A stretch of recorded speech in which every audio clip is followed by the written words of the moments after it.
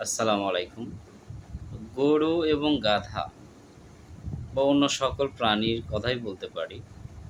সে বিষয়টা হচ্ছে এদের নিজস্ব কোনো চিন্তাভাবনা বা বিবেক বুদ্ধি নেই।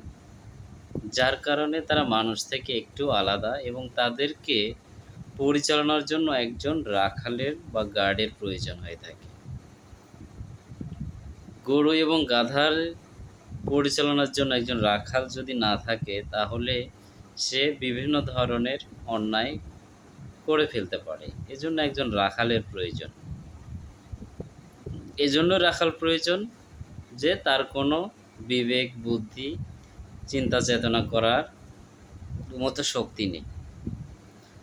কিন্তু আল্লাহ সুবহানাহু ওয়া তাআলা তো আমাদের বিবেক, বুদ্ধি, চিন্তা ভাবনা করার মতো সকল কিছুই দিয়েছে। কিন্তু বর্তমান পরিস্থিতিতে আমি দেখছি যে বিষয়টা মানুষ গরু এবং গাধার দিকে ধাবিত হচ্ছে। গরু এবং গাধাকে পরিচালনা করার জন্য যেমন একটা রাখালের প্রয়োজন, কিন্তু